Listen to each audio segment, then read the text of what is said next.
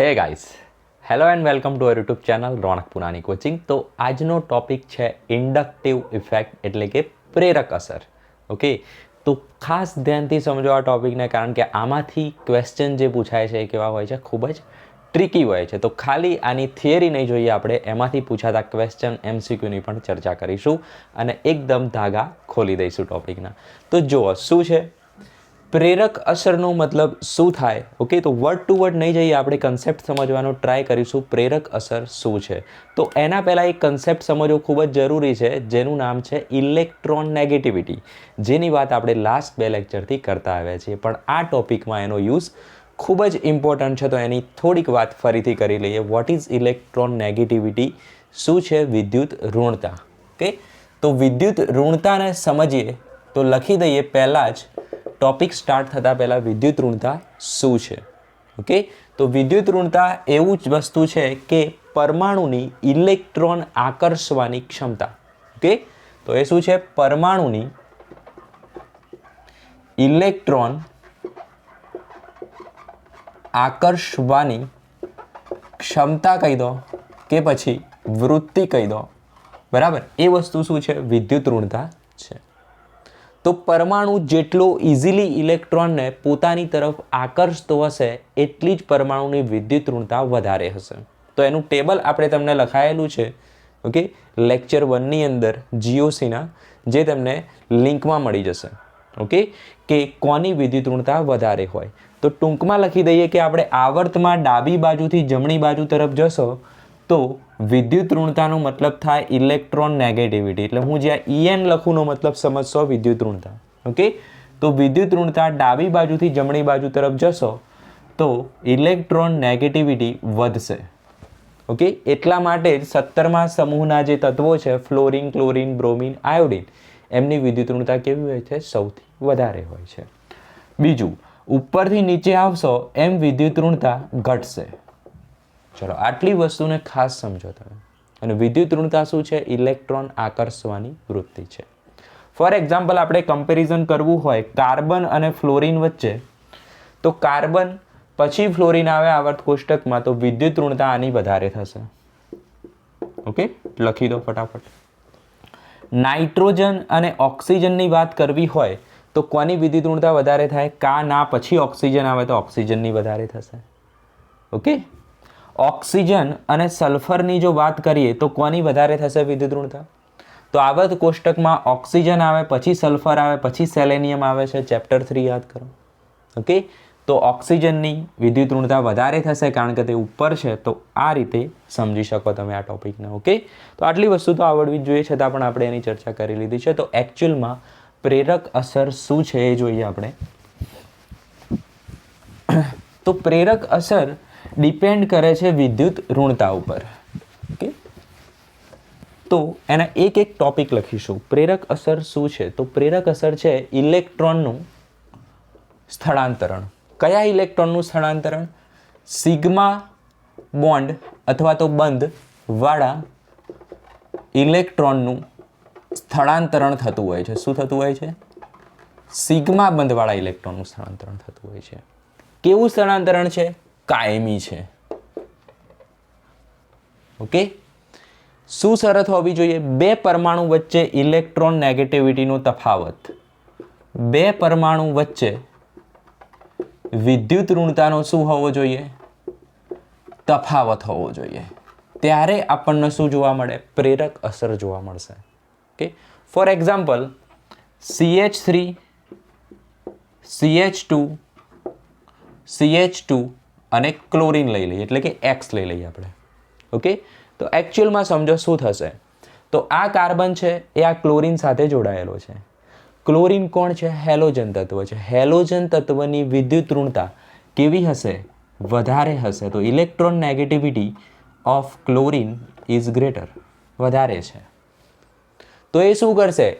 ઇલેક્ટ્રોનને પોતાની તરફ આકર્ષશે, ખેંચશે. તો અહીંયા જે ઇલેક્ટ્રોન હશે કાર્બન અને ક્લોરિન બંધ વચ્ચેના, હવે આ બંધ કયો છે? ધ્યાનથી જુઓ, સિગ્મા બંધ જ છે. ઓકે, એક બંધ હોય તો હંમેશા કેવો હોય? સિગ્મા હોય. બે બંધ હોય તો એમાંથી એક સિગ્મા હોય, એક પાઈ હોય. કે આ વસ્તુ ખબર છે તમને. તો આ થઈ ગયો સિગ્મા બંધ.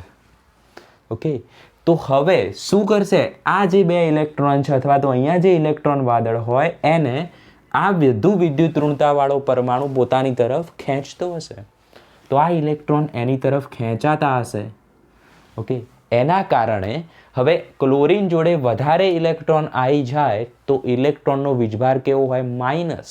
તો અહીંયા આપણે કેવો વીજભાર સર્જાશે, આંશિક ઋણ વીજભાર. તો આ બધા શબ્દ બુકમાં લખ્યા હશે, સમજવાનો ટ્રાય કરો. શું આવશે, આંશિક ઋણ વીજભાર સર્જાશે. ખ્યાલ આવી ગયું? કેમ, તો ઇલેક્ટ્રોન આકર્ષ્યા માટે. હવે આ કાર્બન જોડે આ બંધમાંના ઇલેક્ટ્રોન આને ખેંચી લીધા, તો આ ભાઈ જોડે ઇલેક્ટ્રોન ઓછા થઈ ગયા. ઇલેક્ટ્રોન જતા રહે તો કેવો વીજભાર સર્જાય, ધન વીજભાર સર્જાય. માટે અહીંયા કેવો વીજભાર સર્જાશે, આંશિક ધન વીજભાર. ઓકે, ડેલ પછી પ્લસ લખેલો હોય ચાલે, પહેલા લખેલો હોય તો પણ ચાલે. ચલો પછી લખી દઈએ. તો del plus del minus. Okay, તો ઇલેક્ટ્રોન જતા રહ્યા છે માટે અહીંયા આંશિક ધન વીજભાર સર્જાશે. તો અહીંયા લખી દેશો તમે આંશિક ધન વીજભાર સર્જાશે. ક્લિયર?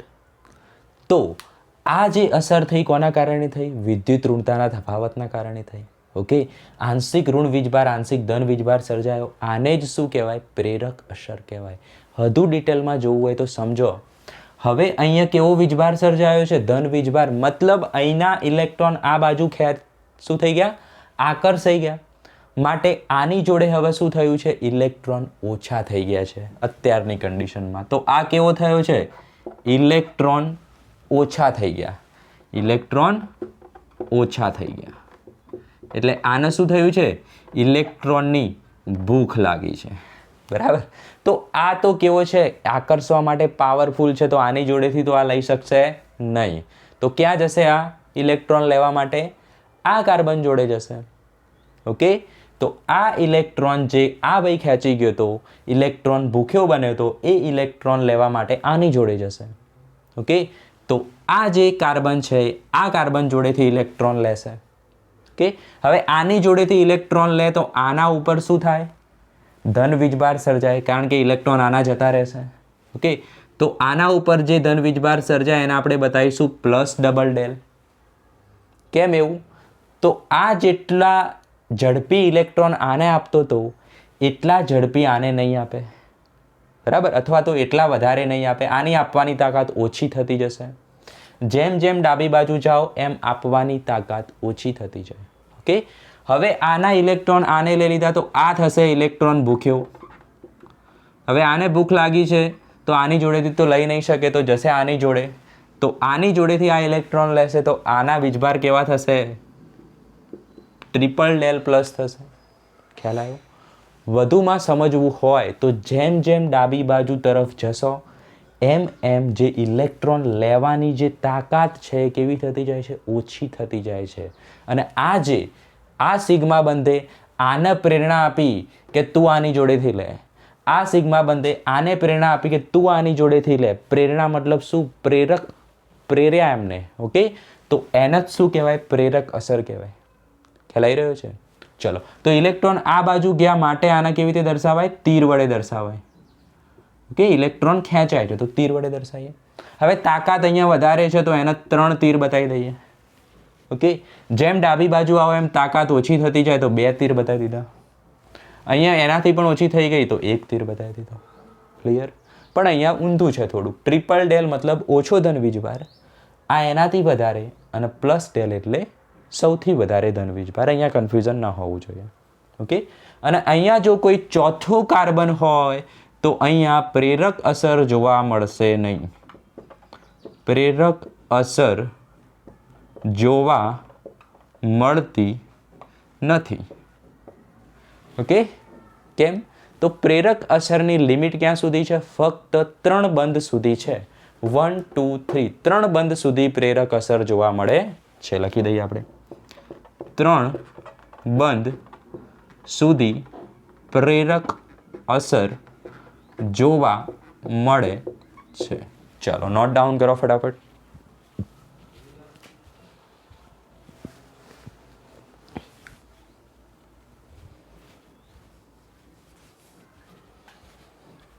તો ઇમ્પોર્ટન્ટ વર્ડ શું છે અહીંયા? પ્રેરક અસર ક્યાં જોવા મળે છે? સિગ્મા બોન્ડમાં જોવા મળે છે. કેવી છે? કાયમી છે, બરાબર, ટેમ્પરરી નથી. બે પરમાણુઓ વચ્ચે વિદ્યુત ઋણતાનો તફાવત હોવો જોઈએ. ઓકે, ક્લોરીનની વિદ્યુત ઋણતા વધુ છે, ઇલેક્ટ્રોન આ તરફ ખેંચાઈ જશે, એટલે આની જોડે ઓછા ઇલેક્ટ્રોન થશે, એટલે બાજુના જોડેથી લેશે. એમ ક્રમશઃ એ ઇલેક્ટ્રોન લેતો જશે, પરંતુ 3 બંધ સુધી જ એ અસર કેવી રહેશે? દેખાશે. પછી અસર દેખાતી નથી. ક્લિયર? Very good. ચલો, તો હવે જે ટોપિક આવે છે એ છે માઇનસ આઈ ઇફેક્ટ અને પ્લસ આઈ ઇફેક્ટ. સમજીએ એને. ઓકે, ચલો.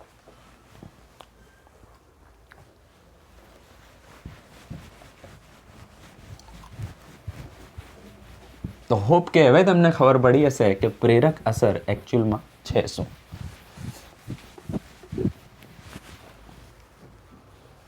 માઇનસ આઈ ઇફેક્ટ શું છે?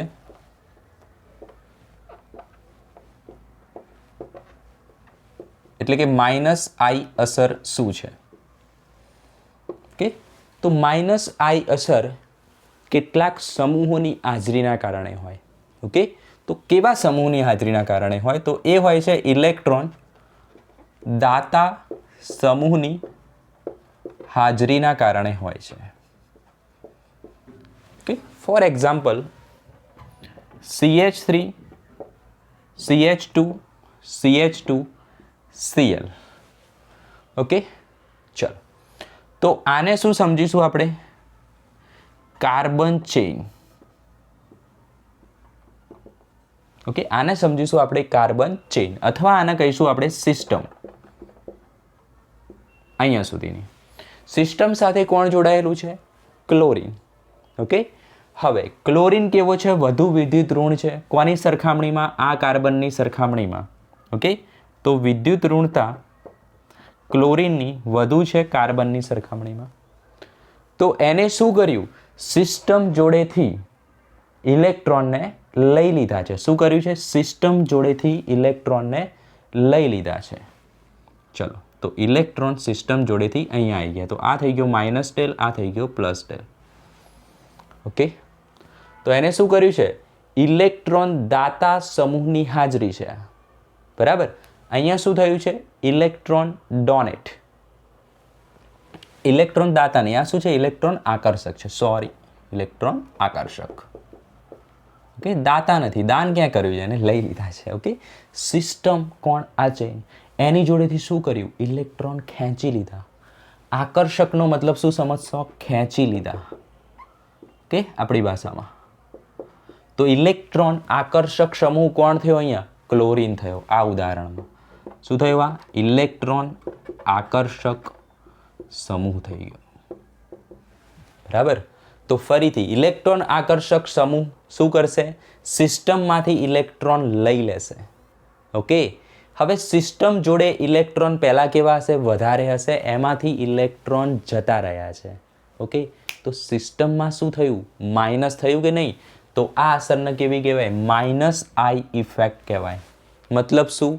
ઇલેક્ટ્રોન ઓછા થવા. નામ પરથી યાદ રાખવાનું, માઇનસ છે તો ઇલેક્ટ્રોન ઓછા થવા. પણ ક્યાંથી ઓછા થવા એ ઇમ્પોર્ટન્ટ છે. સિસ્ટમમાંથી. સિસ્ટમ કોણ છે? ઓકે, તો સિમ્પલ માઇનસ આઈ ઇફેક્ટનો મતલબ થશે કાર્બન ચેઇન અથવા સિસ્ટમમાંથી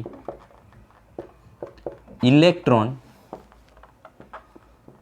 ઓછા થવા. તો આટલી સિમ્પલ લેંગ્વેજમાં લખાવાનો મતલબ એ છે કે તમે ક્વેશ્ચનને સોલ્વ કરી શકો. ઓકે, ચલો, તો આ થઈ ગયું માઇનસ આઈ ઇફેક્ટ. હવે પ્લસ આઈ ઇફેક્ટ શું છે? તો પ્લસ આઈ ઇફેક્ટ એટલે એવી ઇફેક્ટ જેમાં શું થતું હશે? સિસ્ટમમાંથી ઇલેક્ટ્રોન ઓછા નહીં થતા હોય, ઉમેરાતા હશે. નામ પરથી જ પ્લસ થતા હશે. ઓકે, તો શું થતું હશે? સિસ્ટમમાં અથવા કાર્બન ચેઇનમાં ઇલેક્ટ્રોન ઉમેરાય અથવા તો એડ થાય. નામ પરથી જ પ્લસ આઈ ઇફેક્ટમાં શું થાય? ઉમેરાય છે. તો ઉદાહરણ જોઈએ, જેમાં શું આવશે? ઇલેક્ટ્રોન દાતા સમૂહ આવશે. તો એવા સમૂહ હશે જે ઇલેક્ટ્રોનનું દાન કરતા હશે. ઓકે, એવા સમૂહ હશે જે ઇલેક્ટ્રોનનું દાન કરતા હશે. કોને? સિસ્ટમને. તો ઉદાહરણ તરીકે CH3 CH2 CH2 અને Y લઈ લઈએ આપણે. ઓકે, અને માની લઈએ કે વાયની ઇલેક્ટ્રોન નેગેટિવિટી કેવી છે, કાર્બન કરતાં ઓછી છે. તો કાર્બનની વિદ્યુત ઋણતા વધારે છે તો કાર્બન ઇલેક્ટ્રોનને ખેંચશે, માટે કાર્બન પર માઇનસ ડેલ આવશે, અહીંયા પ્લસ ડેલ આવશે. ઓકે, ઇલેક્ટ્રોન આ બાજુ ખેંચાશે. ખ્યાલ આવ્યો? તો સિસ્ટમ કોણ થઈ? આ થઈ. કેવો વીજભાર આવ્યો? ઋણ વીજભાર.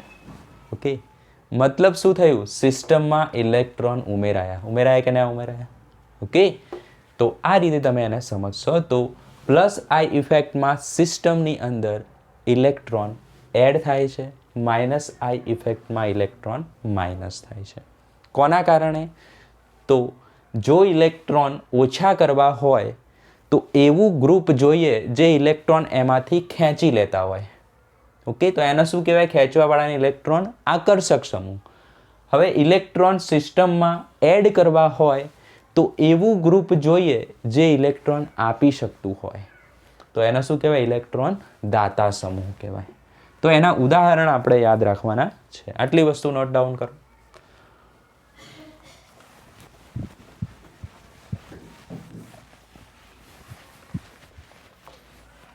તો માઇનસ આઈ ઇફેક્ટમાં કયા કયા સમૂહ આવશે અને પ્લસ આઈ ઇફેક્ટમાં કયા સમૂહ આવશે યાદ રાખવા પડશે. ખૂબ જ ટ્રિકી છે, પણ આપણે એની ટ્રીક આપીને એકદમ સિમ્પલ કરી દઈશું. તો જોવા ચલો, પહેલાં જ માઇનસ આઈ ઇફેક્ટના સમૂહો કયા આવશે?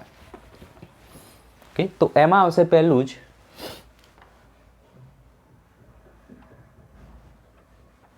NH3+, પછી આવે છે NO2, પછી આવે છે cyanide CN. Okay, cyanide group. પછી આવે છે નેહા નૂરી સાનિયા SO3H, અને પછી આવે છે આલ્ડીહાઇડ CHO. ઓકે, ચલો ટ્રીક આપીએ. પછી છે CO ગ્રુપ, દેન COOH, આગળ ડેશ સમજી લેજો. પછી છે COCl, CONH2.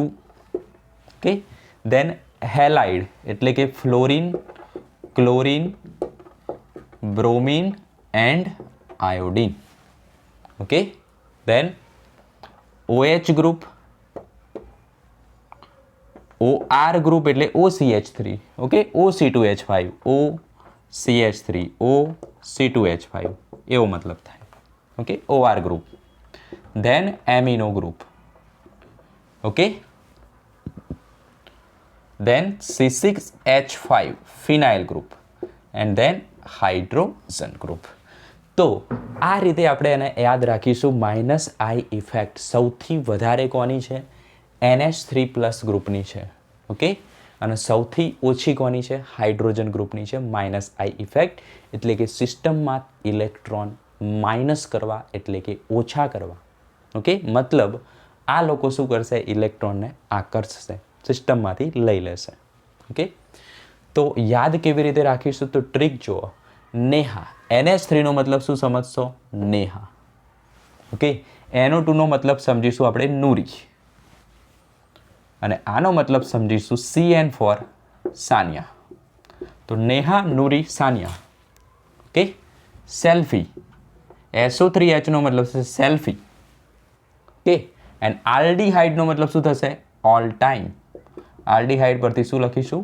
All time. યાદ રહી જશે. Neha, Noori, Saniya, selfie, all time. Okay, તો નેહા એટલે NH3, Noori NO2, CN SO3H અને CHO. તો પહેલી વસ્તુ તો યાદ રહી જાય. અને બીજી વસ્તુને આપણે સિમ્પલી યાદ રાખીશું, કારણ કે બધા જ CO વાળા ગ્રુપ છે. અને પછી હેલાઇડ છે, તો હેલાઇડ તો યાદ જ હોય, ફ્લોરિન, ક્લોરિન, બ્રોમિન, આયોડિન. તો આના માટે કોઈ ટ્રીક યાદ રાખવાની જરૂર નથી. ઓકે, પહેલું છે CO, then COOH, COCl અને અમાઇડ CONH2. જાતે યાદ રાખવાનું. લાસ્ટ માટે અલગથી ટ્રીક આપીશું. તો જુઓ, આ શું છે? આલ્કોક્સી. શું કહેવાય? આલ્કોક્સી. તો આલ્કોક્સી પરથી અલ્કા. ઓકે, ઓર પરથી ઓર એટલે કે અને, અલ્કા ઓર. NH2 પરથી શું યાદ રાખીશું? અમીનો. આ ગ્રુપનું નામ શું છે? એમિનો. તો આને શું કહીશું? અમીના. અલ્કા ઓર અમીના. આને શું કહેવાય? ફિનાઇલ ગ્રુપ કહેવાય કે ના કહેવાય? C6H5 એટલે ફિનાઇલ, C6H6 એટલે ફિનોલ, અને એમાંથી એક હાઇડ્રોજન જતો રહ્યો છે માટે શું કહેવાય? ફિનાઇલ કહેવાય, C6H5. તો ફોન पे है, થઈ ગઈ ટ્રીક. તો અલ્કા और અમીના ફોન पे है. તો લાસ્ટ સેન્ટેન્સ માટેની આ ટ્રીક છે, મોસ્ટ ઇમ્પોર્ટન્ટ. જ્યારે ક્વેશ્ચન પૂછાશે ત્યારે આની ઇમ્પોર્ટન્સ સમજાશે. તો ફટાફટ નોટ ડાઉન કરો. પ્લસ આઈ ઇફેક્ટના ઉદાહરણ પણ આપણે જોઈ લઈશું. ઓકે, તો નેક્સ્ટ લેક્ચરમાં આપણે વાત કરીશું ઇન્ડક્ટિવ અસર, એટલે કે આ જે ટોપિક છે પ્રેરક અસરમાંથી કેવા ટાઈપના MCQs પૂછાય છે, બરાબર, પૂછાયેલા છે, તો એ બધાની ચર્ચા કરીશું. તો એ વિડીયોઝ ખાસ જોવાનો રહેશે. તો પ્લસ આઈ ઇફેક્ટમાં કયા સમૂહ આવી શકે છે? પ્લસ આઈ ઇફેક્ટ શું કરશે? ફરીથી જુઓ, સિસ્ટમની અંદર ઇલેક્ટ્રોનનો ઉમેરો કરશે. ઉમેરો ત્યારે કરી શકે જ્યારે પોતાની જોડે ઇલેક્ટ્રોન વધારે હોય, એટલે કે ઇલેક્ટ્રોનનું દાન કરતા હશે પ્લસ આઈ ઇફેક્ટવાળા સમૂહો. તો એમાં જનરલી કોણ આવશે? આલ્કાઇલ સમૂહ. બસ, બીજું કશું જ નહીં. આ એકદમ ઇઝી છે. તો આલ્કાઇલ સમૂહમાં કોણ હોઈ શકે? ડેશ CH3 મિથાઇલ હોઈ શકે, ડેશ CH2 CH3 ઇથાઇલ હોઈ શકે. મિથાઇલ સમૂહ, ઇથાઇલ સમૂહ. શું થઈ ગયું? પ્લસ આઈ ઇફેક્ટના એક્ઝામ્પલ, સમૂહના એક્ઝામ્પલ. તો નેક્સ્ટ લેક્ચરમાં આપણે આના લગતા વિડીયોઝને જોઈશું. ત્યાં સુધી bye, all the very best.